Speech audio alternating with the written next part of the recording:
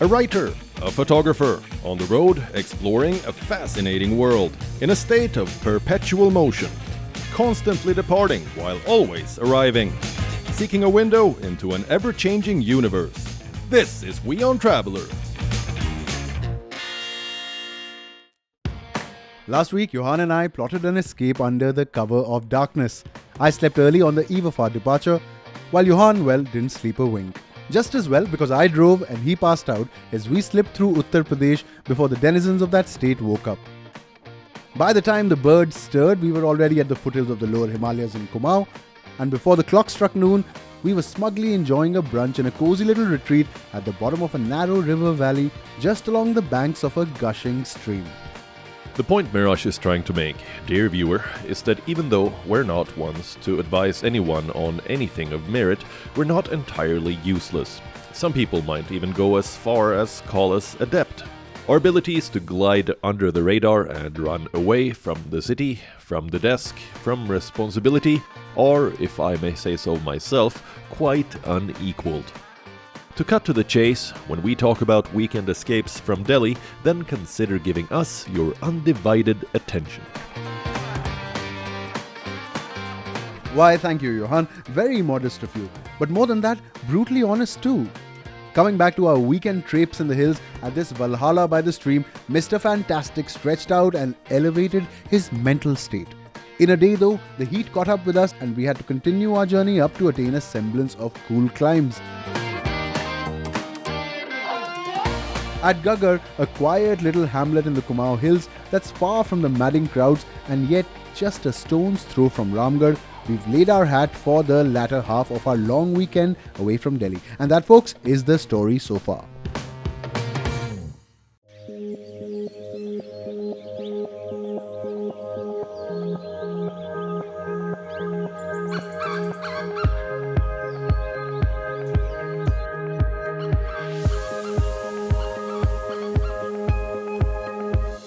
Shooting video doesn't really lend itself to lazy breakfasts. The light is great and we're usually out, but we felt that this spread deserved our full attention.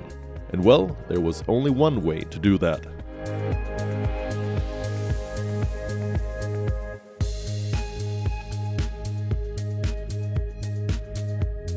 Oh, looks good, huh? Yeah. What have you got to have breakfast for, huh? What a place, huh?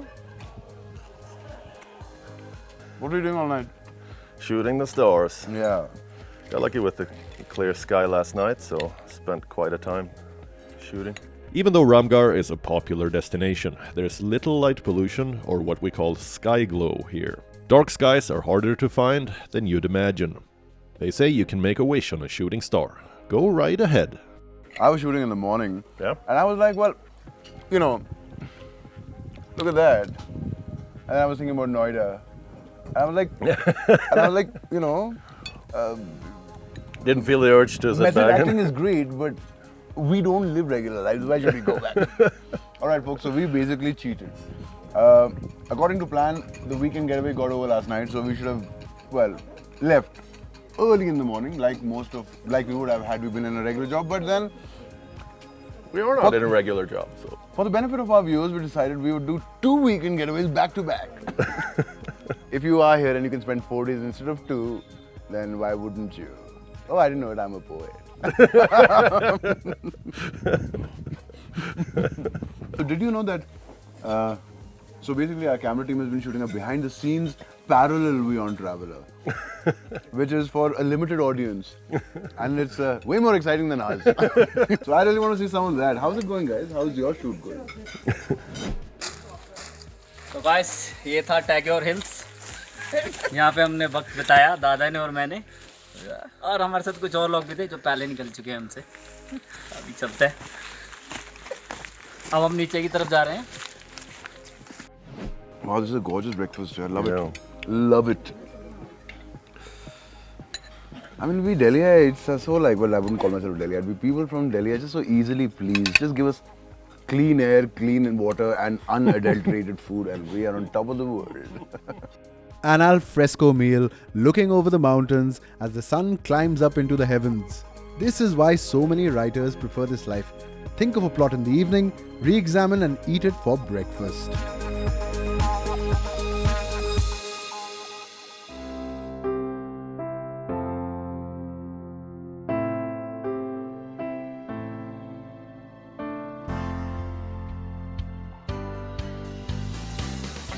Oh yeah, there it is. Tiger Top, 1.5 kilometers. Okay. Tagore Top, excuse me.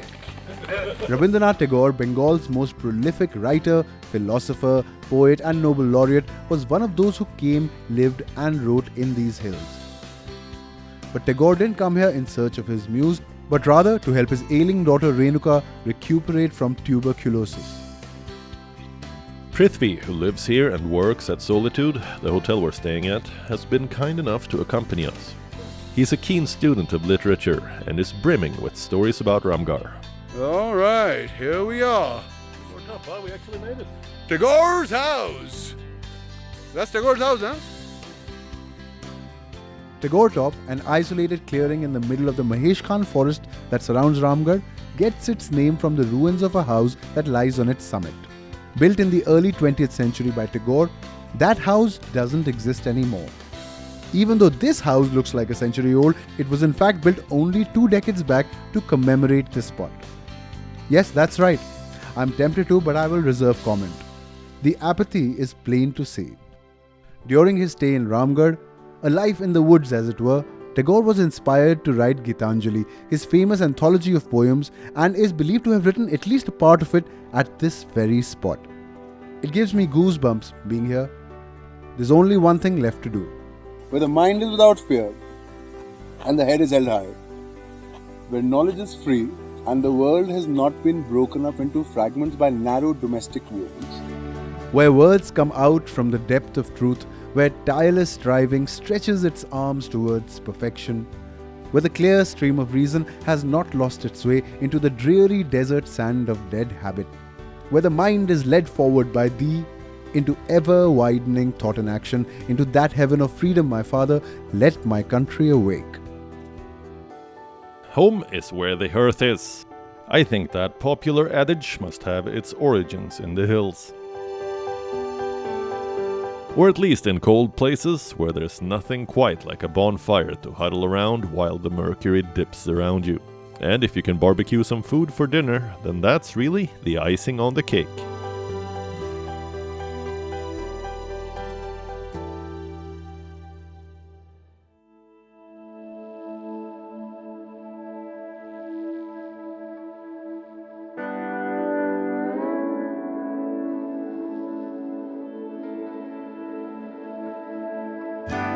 Gagar is gorgeous, but we're now heading up past Almora town to Binsar. Almora is a historic city that used to be the capital of the Cocooned kingdom as long back as the 16th century. Today it's a bustling junction town.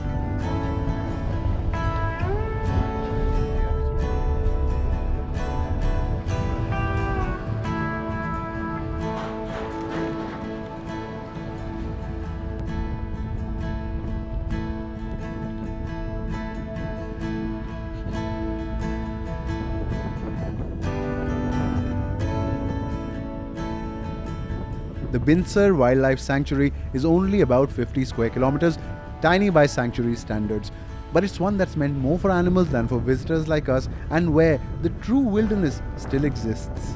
Originally deemed protected on accounts of its rich avian life, the sanctuary has become a haven for a diversity of fauna that thrive in its ancient oak forest.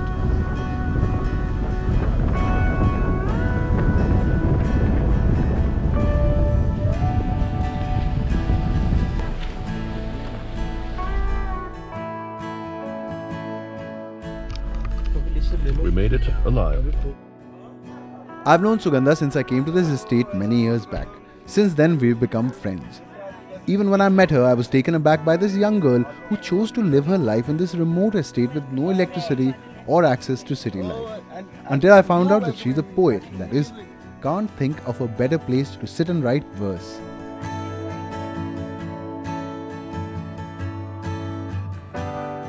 So, welcome to Meribudden Estate. This is the old heritage cottage from 1840. And we've restored a lot of things here, but mainly the pillars, they were pretty much intact when we found this cottage in 1990. These date back to 1840 then? Yes, they do. Wow. They do. So we've used all the original pillars. Nothing has been changed about the setting of the cottage. Right. And let me show you the master bedroom now. Master bedroom. Guess who's staying in the master bedroom, Johan? Take a wild guess. I have a feeling that you're going to hog the master bedroom right now. It's got your name written all over it. Huh? We're staying at, for a lack of a better word, a luxury homestay that predates the establishment of the sanctuary. Mary Budden's estate has all of 2 cottages that would seem right at home in England as they do in Binsar.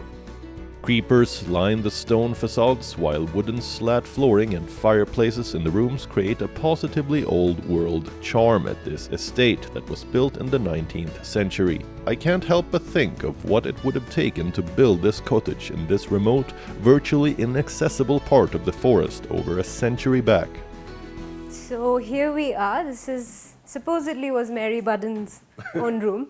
Oh, you're claiming this bed right away? This is your room. I'm just saying, this is the master bedroom. Yeah. It's beautiful, Yeah. yeah. It's beautiful. I'm so glad I'm staying here. I think this mirror is a bit too tall for you, Meraj. You need somebody taller to stand in this room. Yeah, no, but you know, it's one of those good in it, bro. But what is this Yeah, thing? It looks yeah. super old, huh? So no, not really. We've done a few tricks around the place, but this is really old. This is something we found in the ruins here, and of course we polished it up, put a new mirror in, and This is Yeah, like a we- vanity mirror, is it? yeah. Look at the front of it, bro. All right. That's quite something. Huh? Beautiful room, yeah? Yeah. Obviously, it's all been restored, huh? So Yes. So you said the cottage is how old again?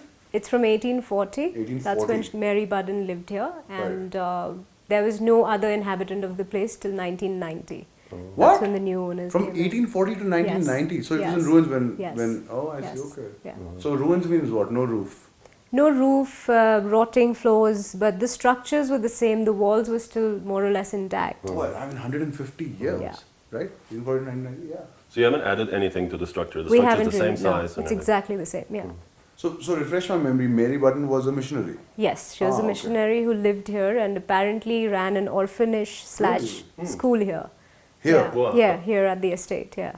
So In kids would walk all the way 1840. up here for the So school every that's day. what we hear. There's no written history of the place, but what we hear is that there was an orphanage here because we kind of put 2 and 2 together and said, how could kids walk through such a dense jungle? Quite, So right? supposedly there was an orphanage, and she used to educate kids here, and she lived right here. I mean, you have to hand it to the missionaries. They have missionary zeal, man. Yeah. I mean, this place is remote today. I can't even imagine what it must have been like in exactly, 1840. yeah. Or maybe it wasn't all that different, really. But I'm pretty sure it was because the forest must have been much denser. Much There were no denser. roads. There was absolutely no access. How would they build this place then? Well, the The Brits closest did. big town would have been Almora in those days. Those days it would have been a village. The closest big town would have been Katkodam Wow. back then. yeah. Yeah. And no proper roads to lead in here either. So they Nothing, would have no. walked all the way from They there would to have here. walked or they would have had horses. Wow. Yeah. Look at the view since I'm staying here. Oh, this is so sweet. Super modern bathrooms and everything. So is Yeah. that a Mary on that photo there? Yes, it is. That's yeah. her? Yeah, that's Mary Budden. Stern. Yeah. That's her father. And these are pictures we also found in the ruins here. So we restored them. Wow. Yeah. Wow. Nice.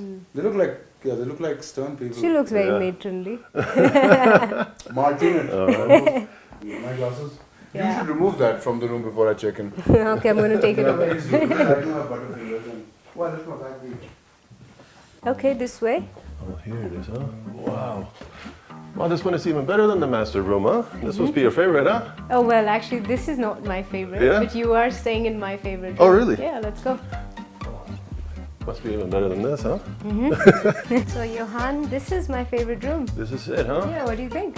Well, it's great. Yeah, I think so too. Yeah. Yeah, well, enjoy. I'm going to go see what Meraj is up to. Okay. Have fun. See you. Well, thanks.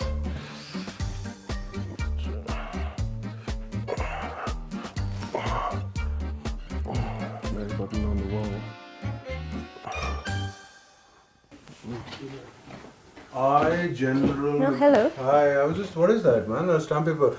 Beautiful handwriting. I love the way the old Yes. timers used to write, almost like calligraphy. Is this like a land deed or something? Yes, so this is also something we found in the ruins here. Like the And, original deed, is it? Yeah, yeah. When he left, when James Budden, Mary Budden's brother left. 1899. 1899. Is this like this is the original, is it? Yes, it's the Oh original. boy. Yeah. Sold to Miss Mary Budden of the, is it the London London Mission, yeah. London Mission at Almora. There was the London Mission at Almora. For the sum of rupees 1,000. Yes. 1,000 rupees. Good lord. But in 1899, 1,000 rupees, man. It Yeah. must have been worth a fortune. Yeah, I'm sure. Yeah. 1 rupee stamp paper. Oh, with the, well, not her fan, Victoria, isn't it? It is, yeah. Not a fan at all. Or the ones who came after, for that matter. Yeah. Well, 1899. And when did Victoria start appearing on Indian coins? I think it was 18. late 19th century. Yeah. 1880, Yeah. 89. Around this time. Yeah, around this time. Because before that, it used to be the coins in India used to have the East India stamp. Yes. Yeah? Yeah. Wow. Yeah. All right, shall we? Let's do that. Take a walk in the grounds? Yes. John, come along, bro. Wow, man, this place is just... Has viewpoints on every other Yeah. corner. Just be careful on the stairs. All A right. bit narrow. This place in the rain must be a bit treacherous. Huh? Oh, you betcha. What a view of the valley, eh? Phew.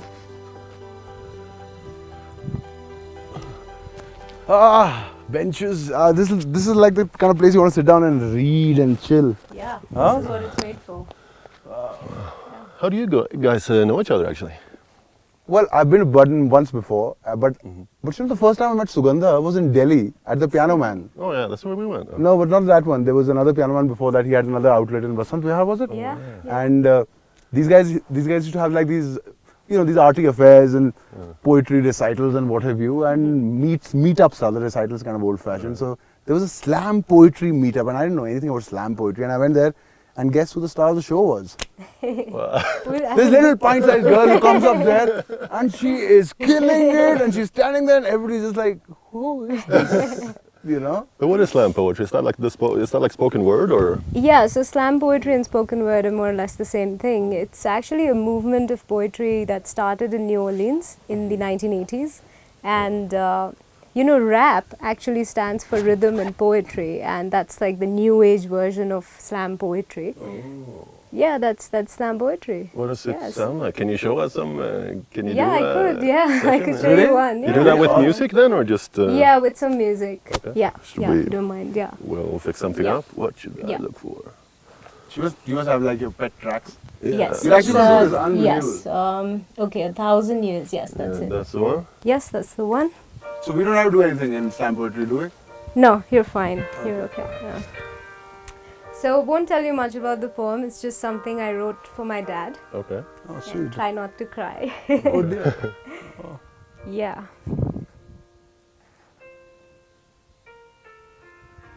In the symphonies of loss, I have found my father, time and again.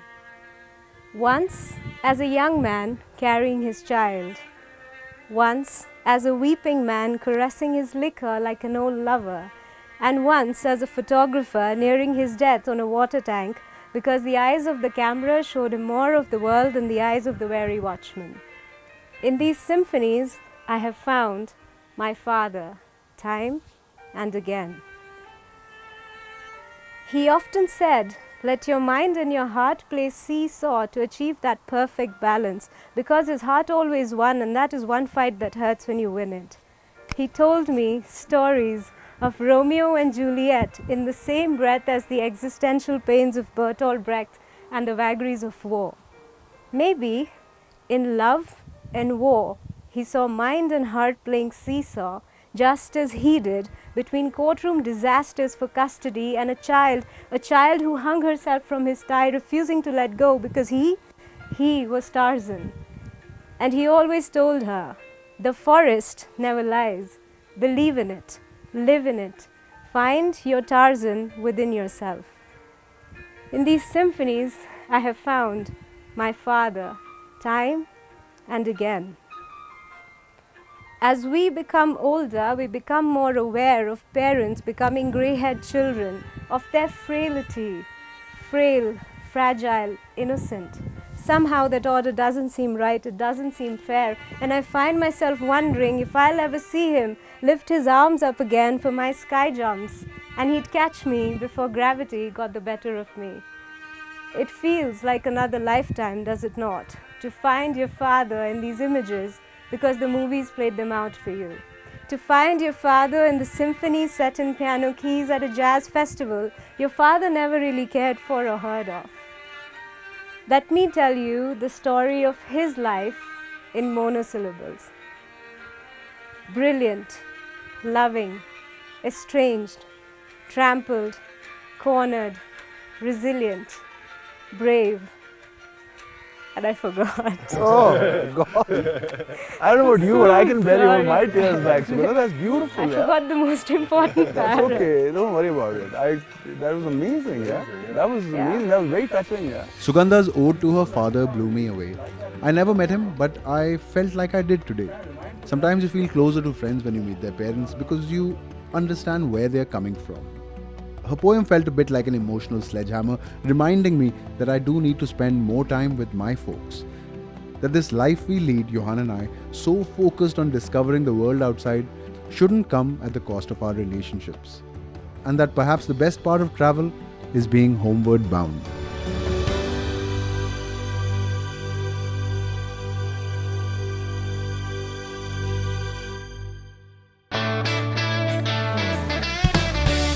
What's it like to live in a forest? For starters, the grand outdoors whet your appetite. Your daily walk is in one heck of a park. The evening entertainment is live. And going to the movies is cinematic beyond belief. Catch Johan and Meraj shooting Nothing But the Breeze in Binsar next week on Wion Traveler.